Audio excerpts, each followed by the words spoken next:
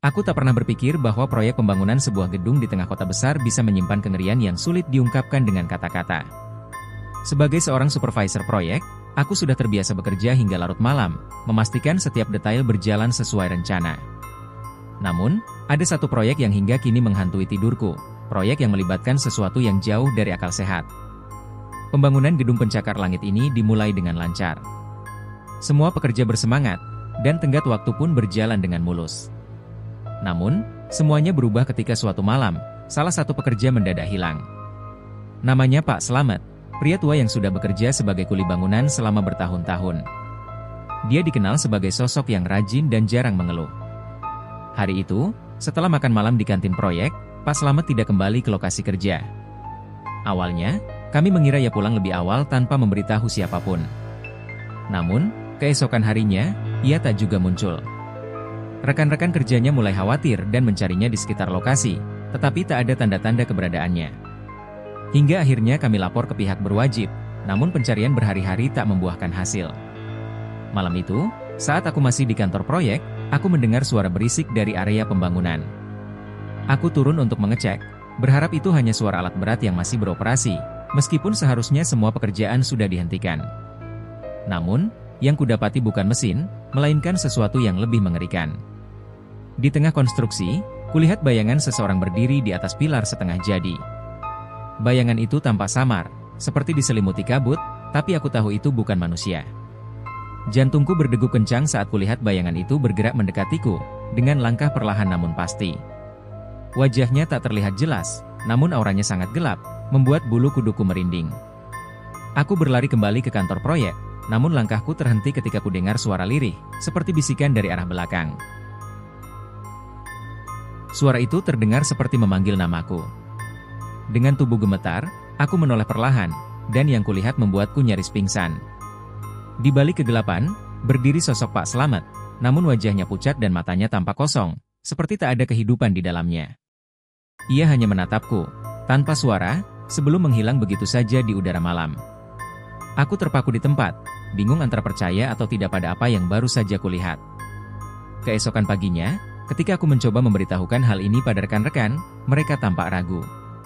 Namun, hal aneh lainnya mulai terjadi. Beberapa pekerja mengalami kecelakaan misterius, seolah-olah mereka didorong atau jatuh secara tiba-tiba tanpa sebab yang jelas. Suara-suara aneh sering terdengar di malam hari, dan banyak pekerja mulai mengundurkan diri, ketakutan karena merasa ada sesuatu yang tak kasat mata mengintai di lokasi proyek. Aku mulai mencari tahu tentang tanah tempat proyek ini dibangun. Rupanya, di masa lalu, ada kepercayaan bahwa proyek-proyek besar seringkali melibatkan ritual tumbal, penyembahan dengan mengorbankan nyawa manusia sebagai syarat agar proyek berjalan lancar.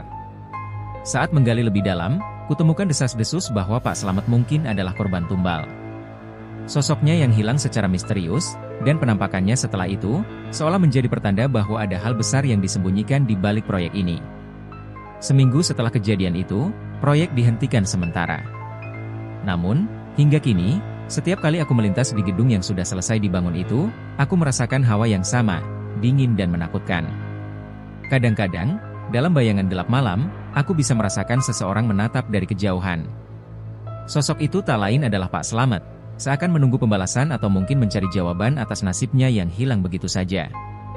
Dan aku, yang pernah menjadi saksi bisu dari semua ini, tak bisa lagi melihat proyek-proyek besar tanpa memikirkan satu hal, berapa banyak nyawa yang mungkin telah dikorbankan. Waktu berlalu, dan proyek terus berjalan meski suasana di lokasi semakin mencekam. Meskipun banyak pekerja yang sudah mengundurkan diri karena ketakutan, perusahaan tetap memaksa proyek selesai sesuai tenggat. Aku berusaha melupakan semua keanehan itu dan kembali fokus pada pekerjaanku, meskipun bayangan Pak Slamet masih kerap menghantui pikiranku. Suatu hari, tepat saat kami hendak menyelesaikan pondasi akhir gedung, para pekerja yang bertugas menggali tanah melaporkan sesuatu yang mengejutkan. Mereka menemukan sesuatu yang tak biasa di dasar lubang pondasi, sebuah tulang belulang. Awalnya, kami berpikir itu hanyalah tulang hewan, mengingat lokasi ini dulunya adalah lahan kosong. Namun, setelah diperiksa lebih dekat, kami sadar bahwa yang ditemukan bukan tulang hewan, melainkan kerangka manusia. Ketika petugas kepolisian dipanggil untuk menyelidiki, aku berada di sana, menyaksikan dengan mata kepala sendiri. Salah satu pekerja yang membantu menggali tampak pucat dan gemetar saat dia mengatakan bahwa kerangka itu terbungkus pakaian yang sudah lusuh dan kotor, dan pakaian itu masih memiliki label nama yang terbaca samar, "I Slamet." Aku tak bisa berkata-kata. Ini adalah tubuh Pak Slamet yang hilang berbulan-bulan lalu. Sosok yang selama ini menghantui malam-malamku, ternyata terkubur di bawah pondasi yang sedang kami bangun.